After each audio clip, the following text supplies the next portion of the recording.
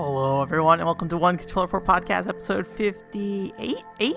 I'm pretty sure I double checked, and the last one was 57. I sometimes wonder, what happens if I get off track with the numbering, because obviously I don't have enough, I don't have people listening often enough or consistently enough to be like, hey, you got the number wrong. So what if, I go 20 episodes not realizing that I accidentally doubled up or skipped a number? It's like, oh no. What do you do from there? Because going back and, I can't edit the audio file really. And then if you go back and edit the title of you can go back and edit the title of the podcast and stuff. That just takes time. I don't know. Let's hope that doesn't happen. Let's hope that hasn't happened. And that we're good and here today. My name is Benjamin Yoder. I'm here to talk to you about things kind of related to video games. In this today, I don't know. It's always a hard thing to say. I find myself calling VRChat a game a lot of times, but it's only really a weird in some ways it kind of feels like a platform, if that makes sense. Because VRChat on its own, in terms of its most basic concept, is pretty much just a lobby for everyone to sit there and stand around and talk to each other. But it also has interactive elements because it's VR. You can pick stuff up, throw it around, and then there's actual games built in. They're very simplistic usually, but it's a lot of little things. I don't know if I'd call VRChat really a game per se, because it's not like a traditional video game. It's not like the game aspect is the main part. It's more of a side point to the social interactions you have with people, or a facilitator to that. But yeah, I started poking around VRChat some more, and if you've been around, I've played VRChat in the past, and I really enjoyed it back then, and it's something that is always being built on from the community right now. So, and I'm sure there's a team of developers behind it, although I don't know how they make money or anything like that. But I've been it's something that's kind of constantly evolving in some ways, but also is a train wreck because of it, because anyone can kind of do anything with it. I'm trying to remember. I think I might have talked about this a couple weeks ago, where I fell under the world in one of the maps, and my entire body contorted, and just I was spinning out of control so fast that the UI was just messing up, because the UI kind of exists in a 3D space. But a lot of that game is just kind of or that thing, whatever you want to call it, is just walking around and looking at stuff. And it's kind of interesting to see the little visual experiments people do, and people importing game stuff into it as a whole. But it is one of those things that I feel without a VR headset, you are always losing something with it. But I kind of like it. I kind of like it as a good, just relaxing, I'm just gonna stare at some stuff and look at it and explore this space. It reminds me a little bit of playing Yumi Nikki a little bit, except for it's definitely a lot more inconsistent in style and stuff, because it is a bunch of users making stuff rather than just one person with an RPG Maker tool making a bunch of different things. But yeah, so I just basically poked around that for a good chunk of time. Probably not the best way to put it, but I probably put a handful of hours of it into it over the last couple weeks. And just chat to people. It's one of those things where it's it's very easy, because it defaults your chat to mute, and it's very easy to sit there and not want to talk to anyone, and and people start saying things to you, and you don't really know what to do, so you just start spinning your mouse around, so your character's head starts flipping out, and they're oh, all right, man. While you're this little person with the head spinning around like crazy. But I actually changed the default to on, so now it's a lot less. I don't know if it's a lot less intimidating talking to someone in there. It's just a very weird thing of just because there's no real expectation of what's happening, or any kind of commitment to a conversation or anything like that. People seem more willing to just say something to you whenever. I say this as somebody who doesn't really go out much, so maybe that is normal life kind of things, but it's people will just start kind of talking to you, and I found that if you leave the microphone on in a way that is gonna prevent you from just second guessing things you're going to say, or if you're going to talk to somebody, that's really helpful. Although you end up with with some weird people who you end up talking to, and I've had a handful of people add me to their friends list over the last couple weeks, and I'm like, I don't know if I'll ever talk to you again. Also, I don't know, I don't know if we really get along outside of I just kind of had a conversation with you that was very out there, and out of this world. Why did I say out of this world? Anyways, it's neat, and I just like the visual vibe of it all, and I would really like to. I'm just playing the desktop version still. I was actually looking at so I have a friend who uses the Samsung Odyssey, which all these Odyssey things, man, like between Mario Odyssey, Assassin's Creed Odyssey, and this headset, Samsung Odyssey, everybody's Odyssey, yes, see. But yeah, I was looking at that, and I was actually kind of interested in the Samsung Odyssey because it has like internal tracking. Because like I think there's like a line of headsets called the mixed reality headsets that are built for Windows specifically. I don't really understand what this line is supposed to be, but it's basically just a bunch of VR headsets from a bunch of different manufacturers. I think built under a certain standard, but variations on quality. It's like the 3DO or something where a bunch of people made a bunch of 3DOs, but they vary in what they can do. I've lost my words. So yeah, the Samsung Odyssey has like a internal tracking in it, so you don't have to set up little base stations around to like sit there and have these little mounts around that can track your controllers. And then obviously you lose something with that though, because the cameras are on like the actual headset itself. So if your like hands go out of view from the headset cameras, then it can't track you. So like I think the big example I saw was that if you like shove your hands all the way up in the air and then look straight down, then it can't track you, and so your hands got kind of stuck. And then if you like move your hands down while you're doing that and like come around in a way that the camera can't see you, like behind your back or something, it can cause some problems with the syncing, and eventually your hands kind of pop back in place once they're in the tracking again. But it seems like a very like I have to go out of my way to break this thing versus like people. It seemed like the biggest concern I saw from people reading online were games like, you have a bow and arrow and stuff. You have to like shoot a bow and like pull the bow back in a way that kind of puts it outside of the headset view. But it sounds like the field of view on the headset is wider than what a traditional camera would be essentially. So it's not like the human view. Yeah, like the hand going out of the human view is not getting tracked. It's because the camera has like a wider view. So that's my understanding. I don't know anything about headsets. I was looking at a Oculus Rift a while ago, but I always worry about space and stuff like that. And so having something where it's just like, it's all just in this thing and you just do it. You just do it and it's there and the tracking's there. You don't have to do anything weird with your room other than just, make sure you have some space, which I could make some space if I really wanted to. So I think I could do that in my current setup. But it's like on sale for $400, but I missed that sale. And then so I'm somebody who continues to bat around the idea of buying a VR headset and continue to fail to buy one. I probably would be super interested into it. I'm always into like, cool new game ideas and stuff. And VR is kind of where a lot of, experimentation's going on right now in terms of just trying to figure out how the heck games work in VR. Reminds me a lot of like the early 3D era where people make video games in very different ways, and some of those things worked out and some of the things did not. And so you go back and play those games now and you're like, oh, this is not how a 3D platformer plays or a racing game plays today. But it's just like, oh, at the time it wasn't a standard. So there you go. So yeah, I don't know. We'll see. I need to check. I think as far as I can tell, my computer meets the specs. Although I can't remember if I have a spare HDMI out. I have to check that. I know I'm using one already for, not like a separate card for my capture card stuff, but yeah, I'll figure it out. And then if I'm still thinking about it by the time it goes on sale again, sounds like it goes on sale every 2 to 3 months, I'll probably get one, but hopefully I don't just use it for VRChat.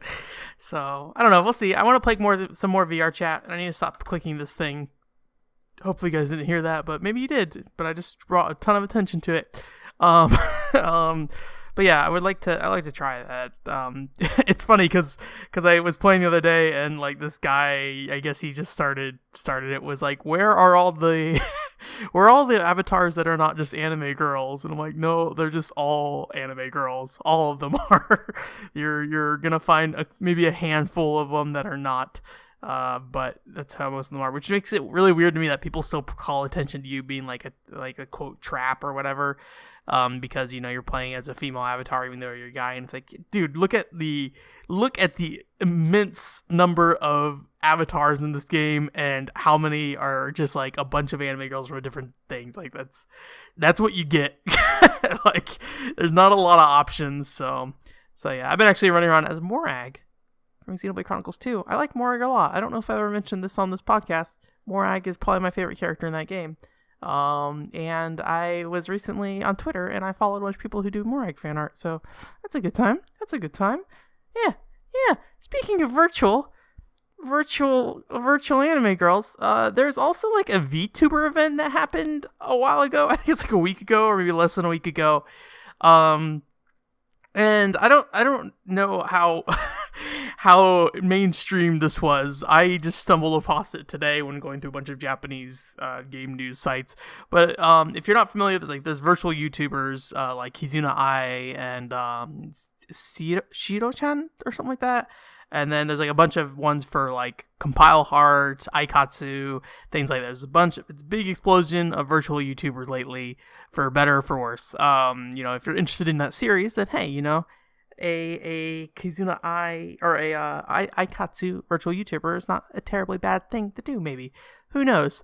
But anyways, this event was kind of interesting because it was actually a competitive event between all these virtual YouTubers. So they used a lot of the same technology as like those like Hatsune Miku concerts, and I think Splatoon does this too, where it's like they have that big I don't know if it's like a glass or what, but it's like a big sheet of something that they project, or just I think they project the idol on there, like the Splatoon Squid Girls.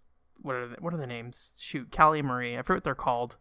They have like a name between the two of them. I can't remember. Squid Sisters? No. Let's just go past that. Anyways, so they would have them in like these little squares, and then they played like Street Fighter 2, the Switch release. I forget what that game's called, with Violent Ken in it. But it's that Street Fighter 2 Switch port of Street Fighter 2. I don't know if it's a port really, but anyways, it's like a really weird thing to watch because it's like, this huge competitive thing, or not huge competitive thing, but it's a competitive thing, but it's like these two people doing a very bad job playing Street Fighter 2, and then they do their fight thing, and like because they're virtual YouTubers, their whole thing is overreactions, but because there's not like really any rehearsed stuff, they just kind of sit there and yell over each other. It's like scream. It's a very weird thing. And then they go and have like a finals competition between the two last virtual YouTubers, and it's a really weird thing. And they play like Super Bomberman R together.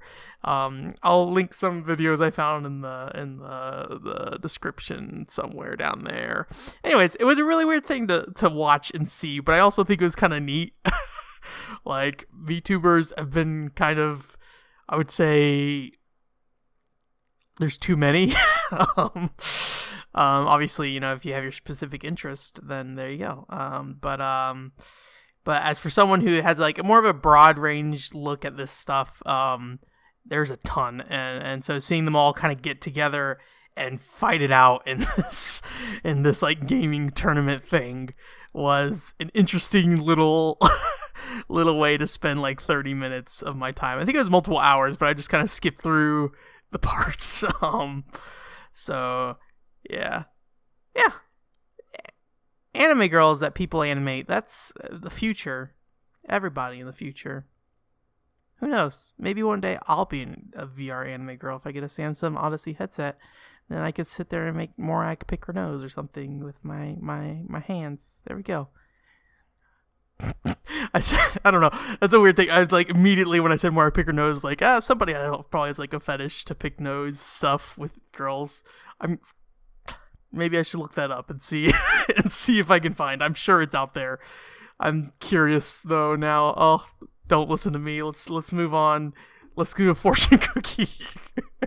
Let's not talk about anime girls picking their nose and people possibly getting turned on by it. I don't think I have my fortune cookie open, do I? I opened it earlier. Shoot, I must have closed it. Let's open up a fortune cookie thing here real quick. Well, I mean, I didn't open the website. I used Backloggery for the fortune cookie thing. It's literally called fortune cookie on Backloggery, and I stole it. I didn't really steal it. I just called it that because that's what it was on my face at the time when I decided to do it, and then it kind of became a segment. I should probably rename it. Anyways, open that cookie. Oh. Evolution Worlds for the GameCube. I actually own this on Dreamcast 2, or Evolution 2 on Dreamcast specifically, but Evolution Worlds on the GameCube is a compilation of Evolution 1 and 2 on Dreamcast. And this is is it Sting or Red Entertainment? Let me see who made it real quick. I think it's Sting. Sting Entertainment. What else did they make? Get myself distracted immediately before even talking about the game. Knights of Nightmare. I feel like I knew them for something else, though. Dokapon Kingdom is what I knew them as for that. Anyways, Evolution Worlds was a JRPG for the Dreamcast series on there. I think it's like a Neo Geo Pocket Color portable game as well. I never liked it. I like the style of it. It's got this like very cute chibi anime look, but it uses a lot of. It's like one of those Dreamcast games that I wouldn't say that probably had too many polygons for what it was trying to do visually, if that makes a lot of sense. Like, I think of games like Shadow of Destiny where the character models look really awkward, and they look awkward, but they have a lot of polygons, so they just look really clean in a way that is strange.